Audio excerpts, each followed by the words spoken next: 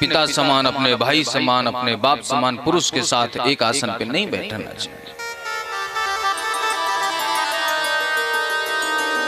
तो व्यास जी के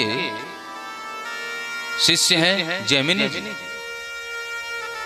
वो कहते हैं महाराज अब ज्ञानियों को ऐसी कैसी बातें कर सकते हैं, ज्ञानियों के पास तो ज्ञान होता है, वो भ्रष्ट नहीं हो सकता। तो व्यास जी ने पुराण पकड़ा दिया हाथ में, जाओ भैया कुछ संशोधन कर देना। वो बिल पास होता संशोधित होता है ना। यदि आपको कोई चीज इसमें दिक्कत आ रही है तो आप इसको संशोधन कर दें। बोले हाँ। जैमिनी जी उसको लेकर के अपने आश्रम पे आए। गुरु तो गुरु ही होता है। गुरु जी ने कहा कि बहुत बड़े ज्ञानी बन रहे हैं, अब इनकी परीक्षा लेता हूं। ये पुराणों कथा है। रात्रि के समय गुरु जी स्त्री का वस्त्र पहन करके जैमिनी जी के आश्रम पे पहुंचे।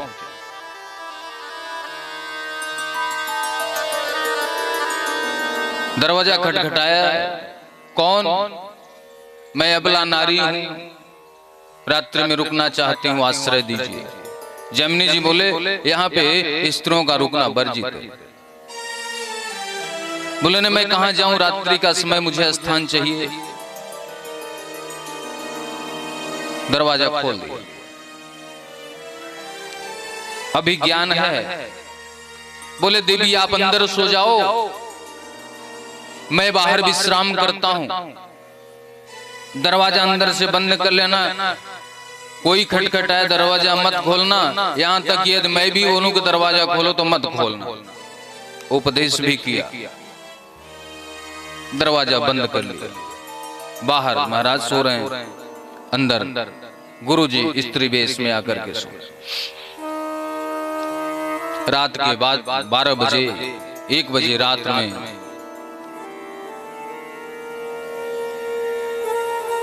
जैमिनी जी विचार करने लगे कि आश्रम में स्त्री आई है, उससे 2 मिनट बात तो कर लूं कम से कम।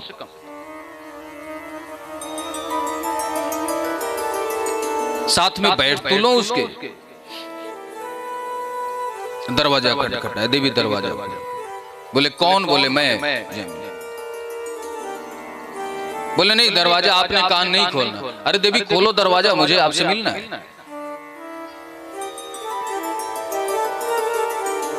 दरवाजा खोला गया। एक ही आसन पे इधर गुरुजी बैठे हुए हैं स्त्री भेष में, इधर चेला जी आ गया। अपने घूंघट उठाओ, आपका चेहरा देखना। स्त्री की आवाज में गुरुजी कहते हैं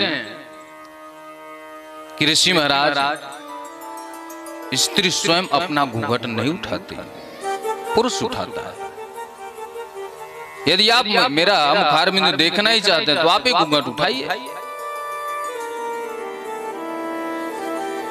और जैसे ही जैमिनी जी महाराज ने घूंघट उठाया तो वहां तो बड़ी बड़ी दाढ़ी, जटाएं। बोले महाराज आप? बोले आप ज्ञानी बन रहे थे ना, आप शास्त्र में संशोधन करने चले थे, कहां गया आपका ज्ञान? व्यास जी का लिखा हुआ शास्त्र और उसको आप संशोधन करने चल दिए। बोले महाराज मुझसे अपराध हो गया, क्षमा करो। जैमिनी जैसे ऋषि संशोधन नहीं कर सकते तो आज के जितने लिखने वाले शास्त्र हैं कैसे कर सकते? वो व्यास जी ने लिखा है, भगवान के अवतार है, कोई सामान्य व्यक्ति ने नहीं लिखा है।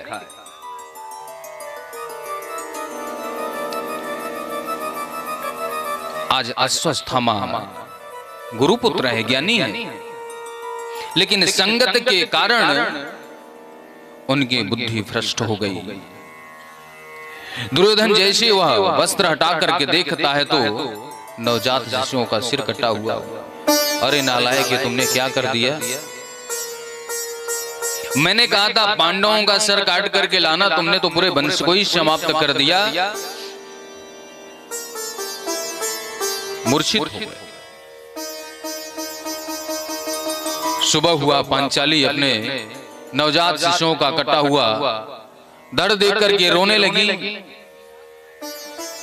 विधाता से कहते हैं, रे विधाता, मैंने आपका क्या बिगाड़ा था? इन नवजात शिशुओं ने दुर्योधन का क्या बिगाड़ा था? इनका गर्दन कटवा दिया। विलाप कर रही, रो रही। अर्जुन कहते हैं, देवी मैं उसको छोड़ूंगा नहीं जिसने आपके पुत्रों का वध किया है, जिसने आपके पुत्रों को मारा है। माता शिशूनां निधनम् सुतानां निशम्य घोरं परितप्यमाना। विलाप करती है, रोती है। अर्जुन कहते, देवी मैं उसको छोड़ूंगा नहीं। अश्वत्थामा भाग करके अपने आश्रम पे चला गया।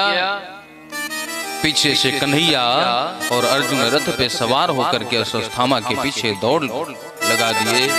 अश्वत्थामा ने देखा कि कन्हैया आ रहे, अर्जुन आ रहे हैं, उसने ब्रह्मास्त्र चला दिया।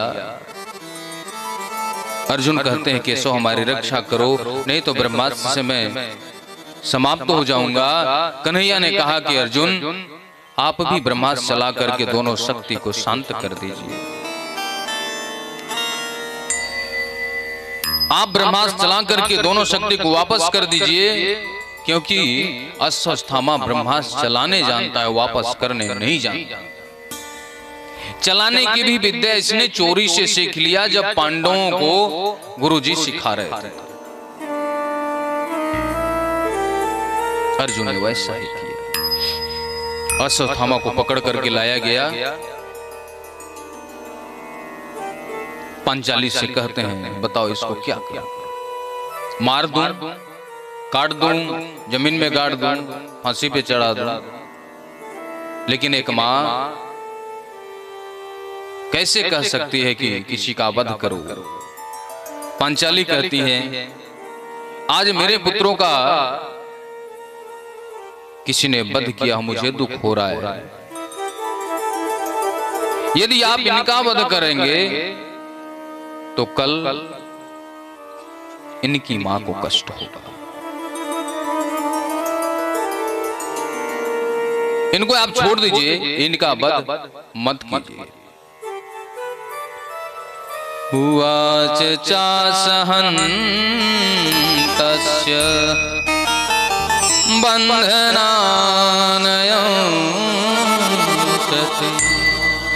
मोच्यतामेष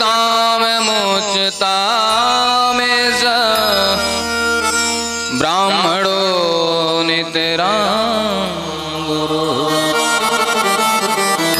मुच्यता में से आप छोड़ दीजिए, मारिए।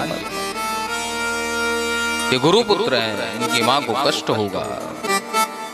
अरे कन्हैया आप ही बताओ मैं क्या करूं? मारूं कि क्या करूं इनको? ब्रह्म बंधुर्न हत हंतव्य यात ताई वधारण मय्यो भयमाम नातो परिपाह्यनु शासन।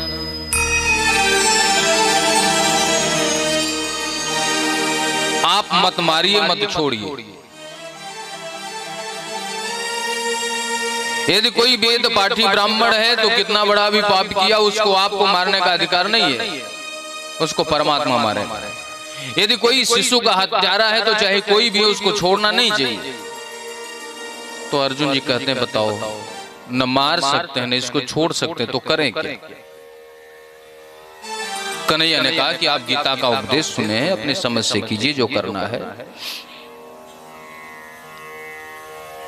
अर्जुन ने अश्वत्थामा के सर का केश मुड़वा दिए। मस्तक पे लगी हुई मणि को छीन लिए और धक्के मार करके महल से बाहर कर दिया। एक प्रतिष्ठित व्यक्ति का अपमान करना ही उसकी मृत्यु के बराबर होती है।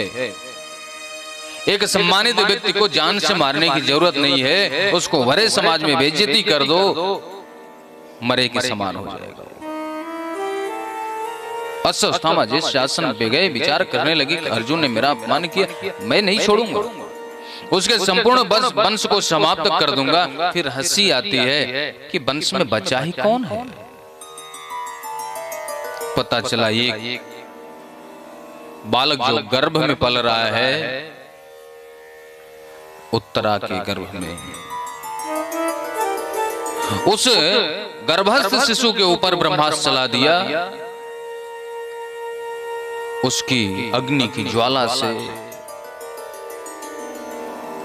आज उत्तरा व्याकुल होने लगी और केशव से कहती हैं, केशव आप हमारी रक्षा करो। पाहि पाहि महायुगं देव देव जगतपते, नान्यम तद भयम पश्ये यत्र मृत्यु परस्परम। मैं मर जाऊं कोई बात नहीं, लेकिन मेरे गर्भ में जो जीव, जो शिशु पल रहा है, कम से कम उसको आप बचा लीजिए। भगवान गोविंद ने छोटा सा सूक्ष्म रूप बना करके गर्भ के अंदर प्रवेश किए और अपनी गदा घुमा करके बालक के चारों तरफ उस बालक की रक्षा की।